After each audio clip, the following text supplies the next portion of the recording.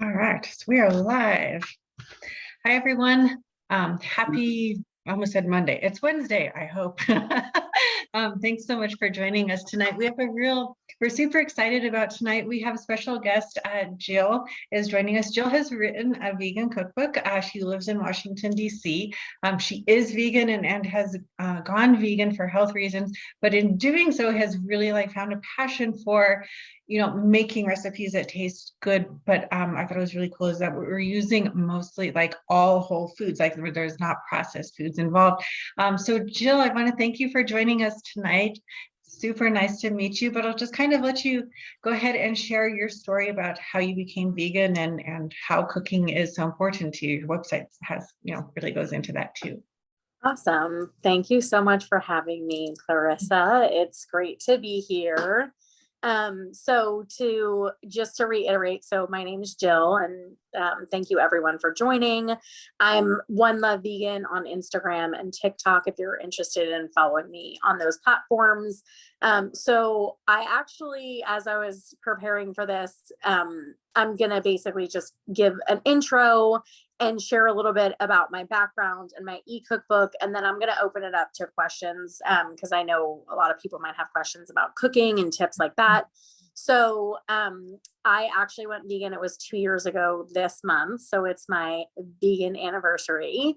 And really what I was telling Clarissa right before this, I have an Italian American background. So I really grew up in the kitchen with both my grandmothers learning how to cook and eating kind of the standard American diet, a lot of meat, potato, dairy, seafood, all of those things. And I grew up in Washington, D.C. So there are restaurants of different types of food from all over the world. So I am a self-proclaimed foodie as well. So I love food and I love different types of cuisines. And when I was ready to transition and thinking about it, the biggest thing that was holding me back is I thought I was going to have to give up everything that I already knew and loved and kind of abandon my taste buds. And what's been so really fascinating on the vegan journey is I have a cooking experience. I've been cooking for over 20 years, cooking in home kitchens, learning from chefs, taking cooking classes. So in a variety of different ways, but what I found after I went vegan is that I have been more creative than I've ever been in the kitchen. And I think once you kind of realize that it's just a matter of finding the textures and the flavors that you know and love, you're really not abandoning your taste buds. You're just kind of doing a simple kind of one-to-one swap with whole food, plant-based ingredients. And so once I have to say, I mean, it's not like I was off to the races right when I went vegan. There was a period where I had no clue what I was doing and it was kind of a mess. But once I figured it out, I basically started recreating a lot of the recipes that I grew up eating and enjoying, and then came up with just new recipes that would come to me as I would try different dishes and different ingredients. And so I ended up going on to write an e-cookbook with 49 globally inspired recipes that are all whole food plant-based. They're all corn and soy free. Almost all of them, with the exception of one of the desserts, is also refined sugar free. So I really wanted to make it so that because I went vegan for health, I really wanted people to be able to use it as a resource, not just as a cookbook, but also to learn how to use vegan ingredients and use ingredients that you might not be familiar with that I would, be introducing in the e-cookbook. So with that, I would love to turn it over for any questions for those in the audience about cooking and any questions you might have for me. Awesome. I know we've got some people on Facebook. So if you're on Facebook and you're watching, go ahead and drop your questions into the comments. I can see you and we'll get them answered. Deborah, I know you're here with us. Do you have any questions specifically on creating a vegan recipe? I know sometimes on Zoom, they're like, you can't see them, so you don't know if they're able to answer or not. But anyhow, so you mentioned that you've been recreating recipes that you kind of grew up with. What are some of your favorites? One of my favorites is, so growing up, I'm basically three of my grandparents were Italian, and I recreated a dish from my great grandmother who was from Sicily. I never met her. But in the Sicilian tradition, over Christmas Eve, you do what's called the seven fishes feast. So one of the recipes that basically it wasn't Christmas without this codfish dish. And basically it was codfish, celery, olives, parsley, some like vinaigrette. And I recreated that and swapped the cod with hearts of palm and put some new twists on it, in terms of just like different additional herbs that I used. And I use a particular type of seaweed in order to give it that kind of sea-like taste. And that the flavor of that salad is so, I mean, it's actually better, I think, than their original recipe, because it's really a bread salad, and the hearts of palm make it juicy. So it's just this like very satisfying and satiating recipe that I think you could really have all year long. And that I think so many people, even like I have a friend who doesn't eat seafood, and I immediately thought of her like, oh, she would love this salad because there's no seafood and it's really flavorful. So I love that dish, which is, I call it bacala style salad, because bacala is the word for codfish. There's another recipe. Actually, Deborah, yes, you said, do I use hearts of palm for crab cakes? Yes. So that's another that I actually have a crab cake recipe in my, it's a booklet of 3 free recipes. And I actually use 3 different textures for my crab cake. So hearts of palm, chickpeas, and I'm forgetting the third ingredient. There's another texture to it, but basically, because crab cake is generally, there's like the stringiness and the lump crab, I really wanted to go about recreating a crab cake that really had amazing texture. And then I used Thai basil in the crab cake. So it, again, like everything that I do really uses a lot of herbs and spices, because I want people to be wowed basically when they try recipes for my cookbook, not only because I want people to enjoy my cookbook if they're vegan, but especially if they're not vegan, I want people to be able to see like, oh wow, that's vegan. So, and Deborah, if you're interested in that recipe, the easiest way to get it is to just text the word free to 202-918-5257.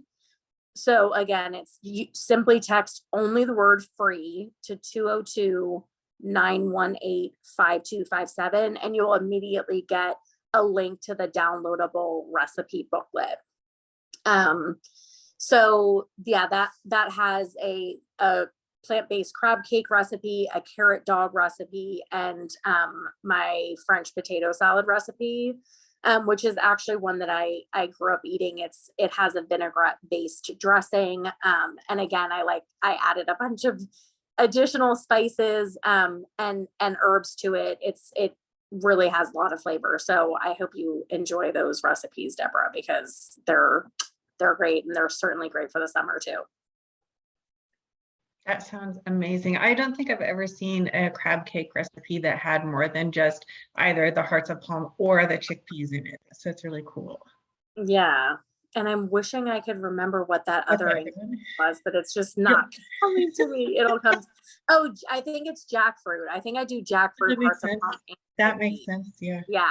Yeah. Okay. Deborah, I'll type the number out at the end so you have it. I'm trying to send that over to Facebook. Okay. So crab, the hearts of palm are great for the crab cakes. Do you have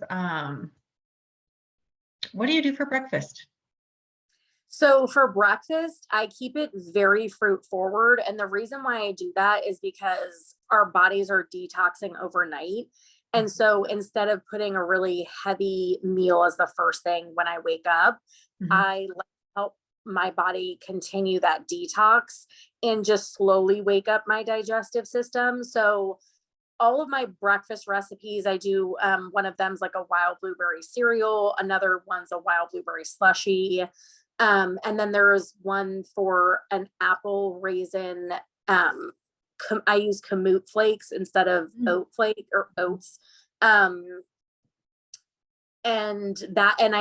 also make that with a homemade walnut cream. So there are 3 recipes in my e-cookbook for different types of dairy-free milk.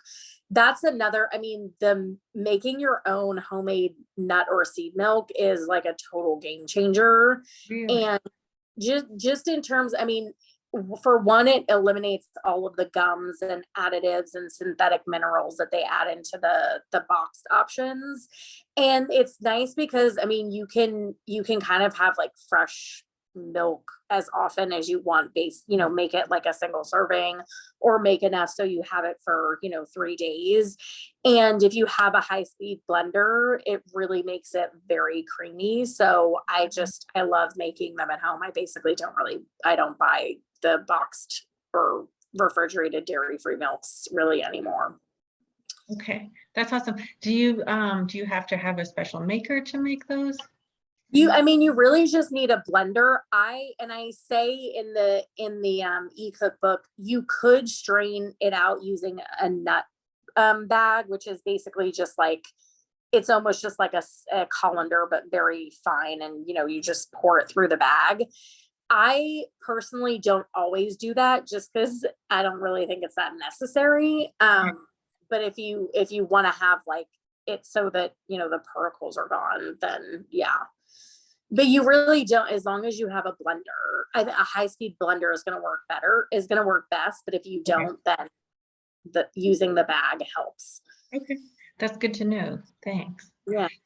So you have like dinner recipes, you have some breakfast recipes. Yeah, so it's breakfast, mains, sides, desserts, and then I do a lot of sauces and dressings. So I have a homemade ketchup recipe, and then I do a lot of oil-free dressing. So I have an oil-free vegan Caesar salad dressing. So I basically swapped anchovies with a pantry find that everyone probably has in their pantry right now. I'm trying to think if there's what else is in there that's like I want to call out. Yeah, I don't know. I think I'll keep it at that. Okay, no, that's awesome. Okay, so something I'm gonna check here. Yeah, no, there's still people on Facebook, but there's no questions. So again, if you're on Facebook and you have questions, please just drop them in the chat. We're more than happy to get those answered for you tonight. I mean, take advantage of this. This is really awesome to have Jill come in and share some really great cooking tips. So far, we've got a good substitute for crab going on. It is possible to make your own nut milks, or do you do the oat milk too? I actually don't have any oat recipes in my, okay. Yeah. Is that because? It's more because I am trying to transition into alkaline vegan. So a lot of the grains that I reference are alkaline grains. So they're going to have more, and the reason why is because they're going to have more nutrients in them. And a lot of them have higher protein values than some of the other foods, which I know people like to focus on getting enough protein. So instead of using something like a bleached, enriched flour, which basically has had the nutrients stripped of it and then put back in by being enriched, I recommend using flours like chickpea flour or spelt flour or kamut flour, where you're going to still get the protein and you're going to get other nutrients that are naturally occurring in those grains, just as a way to really, be focused on getting the proper vitamins and minerals, because obviously, regardless of what type of diet you're following, that's obviously important. So even with the ingredients that I use in my recipes, I even think about, how it's going to really nourish someone that's making it and then going on to eat it. That is awesome. So speaking of that, in the recipes that you have in the book, so you have, I know you mentioned that you have like the allergens listed, you know, if there's wheat or something in there. Do you have the nutrition information calculated for the recipes? I don't have Okay. that. Yeah, I no, actually I was just just had a wondering. friend. Yeah, that's a good question. I had somebody ask that for one of I do these chocolate covered stuffed dates that are amazing. I'm They're so sure. good. And I've made some for my friend and she's like, what's the calorie info? And I'm like, oh gosh, let me figure that out. But it was easy enough. So, I mean, it's actually a good point and it could be something I consider doing in the future. Right. Yeah, it's just more people are being more aware of that too. But I just wondered Yeah. because you'd mentioned, you know, trying to include things with more nutrients and more protein, which is, I think, is huge. There's a lot of, one of the complaints we hear all the time is it's so hard to get protein. And I don't think that it is really hard, especially if metabolic function's in a good place. You just have to be aware. And I think that's the missing piece. Yeah, I mean, I know people, it seems like a lot of people like to focus on protein. So, Mhm. yeah, Yeah. and for that reason, I think just being conscious of eating ingredients that have more nutritional value Mhm. to start with, I think helps.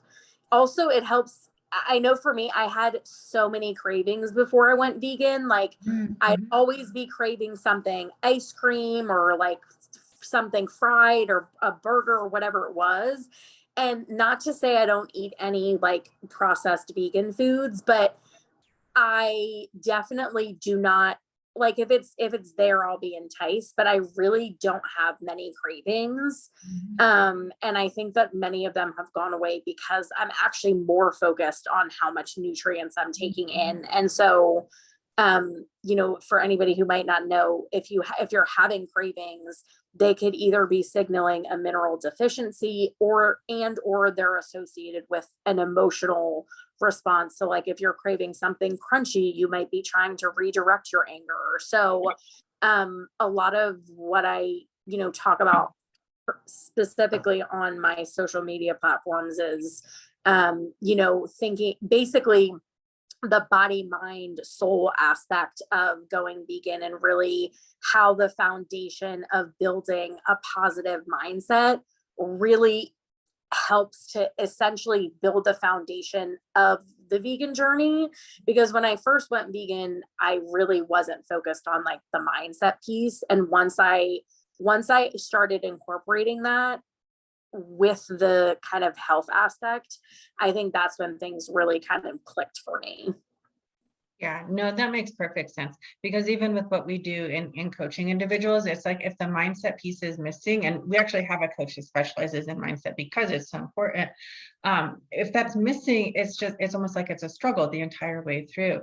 So it's learning and application, and that's it. But it's hard.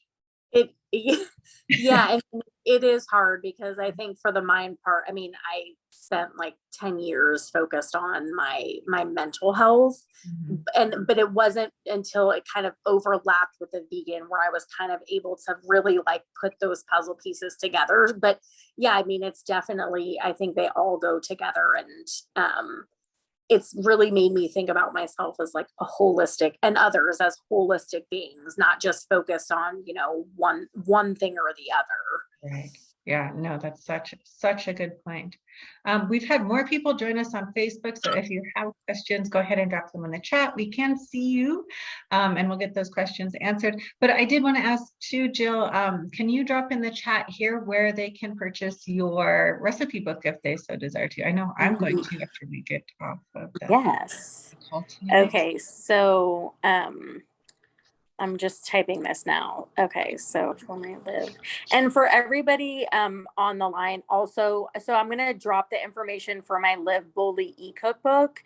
It happens to be 33% off through the end of the month with the code LOVE. So definitely if you're interested, I would look into purchasing it this month because I don't plan to run any type of sale like this, at least not in the near future. And then I'll also share where you can grab the 3 free recipes that I have as Okay, well. perfect. Thank you.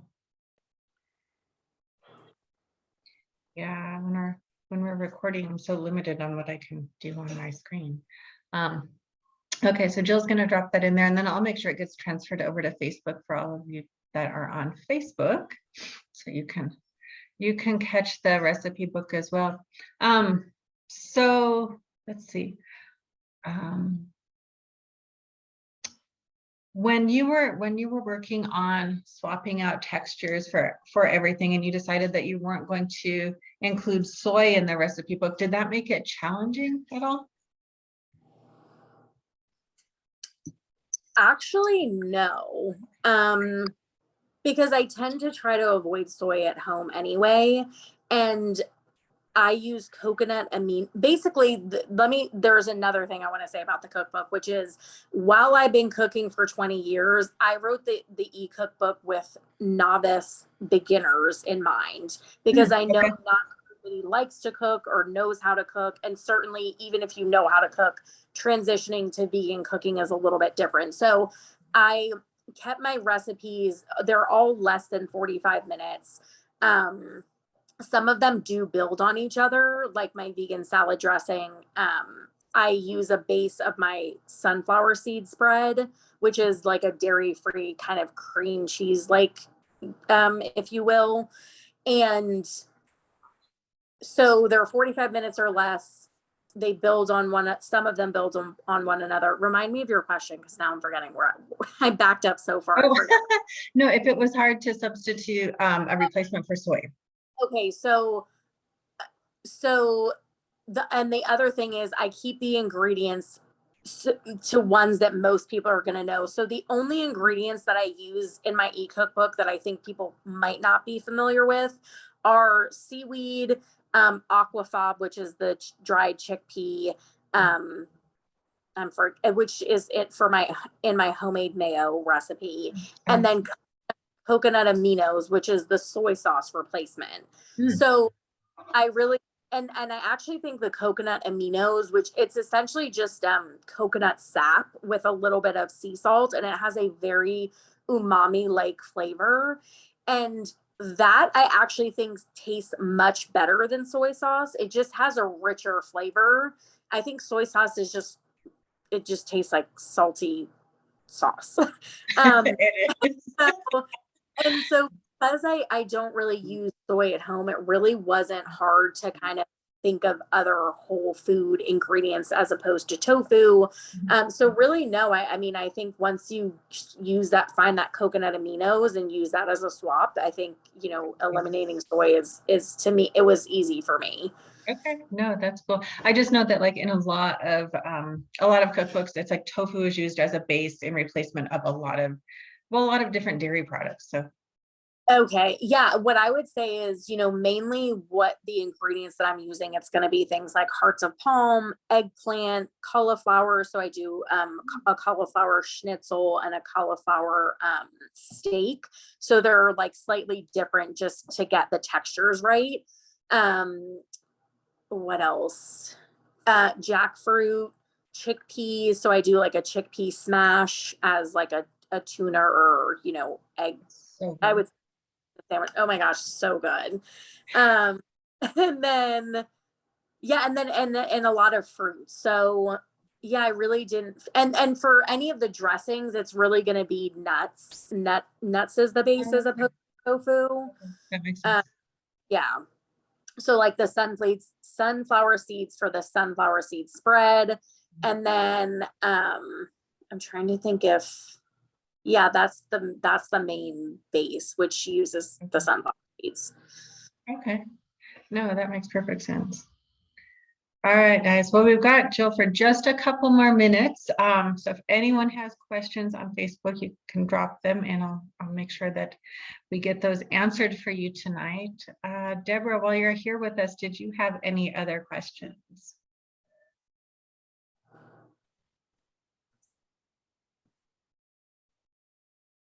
Is it still light in Washington, D.C.? There's a little bit of light, yes, but Okay. dark out. Yeah. I was there a couple months ago and I thought it was dark quite early, but yeah. I mean, yesterday, because it was the summer solstice, it was definitely dark later, and now Okay. that it was raining earlier, it's darker, but I Right. think it'll more light, which will be nice. My favorite time of the year. I know, mine too. Well, Deborah's here with us. She says no more questions. I don't have anything else on Facebook, so we can go ahead and release you for the evening. But thank you so much for joining us. I've really enjoyed speaking with you and learning more about your journey and about your cookbook too. So I will be heading over to your website to purchase that, just for the crab cakes, I think. Yes, that recipe. Welcome, Deborah. Thank you for joining. It was great to have you. Yeah, I hope you enjoy those recipes. I find that a lot of non-vegans love them. So Mhm. yeah, I love wowing my friends and family with vegan recipes that Right. they love. Yeah, I think that's such a wonderful feeling when you can do that. It really is. Yeah. Especially when people are like, oh, I wouldn't even know that this was vegan. Right. So Amazing.